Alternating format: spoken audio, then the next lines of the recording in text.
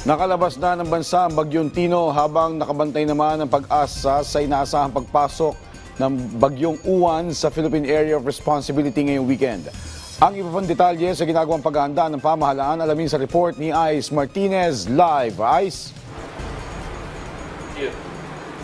Joshua, ito ngang si Bagyong Tino ay binabaybay na ang central section o kalupaan ng Vietnam kaya wala na yan direktang epekto sa ating bansa.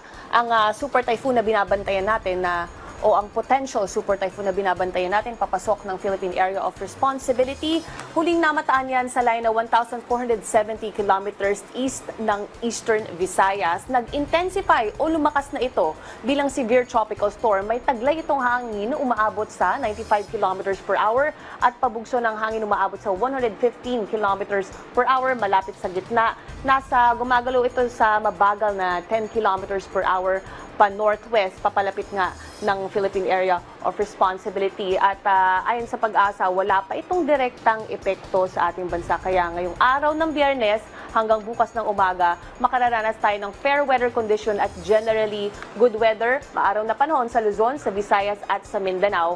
Ang tanging weather system lang ang nakakaapekto ngayon ay ang malamig na amihan o yung northeast monsoon dito sa bahagi ng Batanes at dyan din sa parte ng Cagayan. Makararanas naman tayo ng localized thunderstorms o panandaliang pag-ulan, posible sa hapon o sa gabi. Ngayon kung babalikan natin itong si Bagyong Pungwong, papangalanan niya na Bagyong Uwan pag pumasok na yan ng Philippine Area of Responsibility, posible nga mamayang gabi o hating gabi.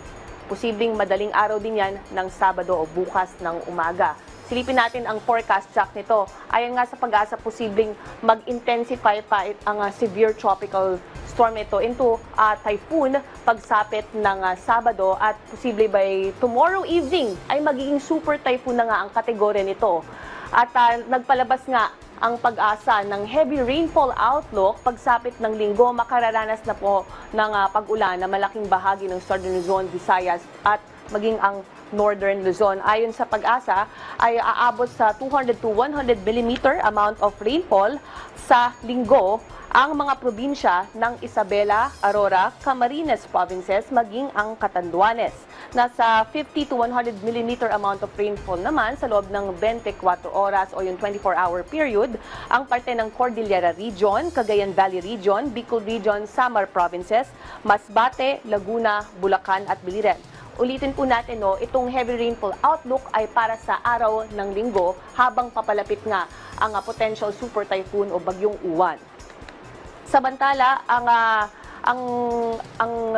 outer rain bands nito ay hahagipin nga nito ang malaking bahagi ng ating bansa pagsapit ng Sunday ng gabi, lalo na sa Lunes, kung kailan tatama na nga ang sentro nito sa Cagayan Valley Region. Kung sisilipin natin yung initial forecast track, itong linya na to, yan ang Isabela provinces. Babaybayin na nito sa Lunes ang malaking bahagi ng Cagayan Valley Region, susundin ang Cordillera Region, kasama dyan ang Benguet, ang Mountain Province, kung nasaan din ang Baguio City, at ilang bahagi rin ng Kalinga. Lalabas naman yan, itong nakita nating linya sa initial forecast track sa parte ng Ilocos Provinces at bahagi rin ng La Union. Gayunpaman, dahil nga super typhoon ito, pag tumawid sa landmass ng Luzon, mahagip nito ang malaking bahagi ng Luzon. Gayunpaman, makararanas pa rin tayo ng heavy rainfall sa malaking bahagi ng Luzon at posibleng itaas na nga ang signal number 5 sa mga areas dyan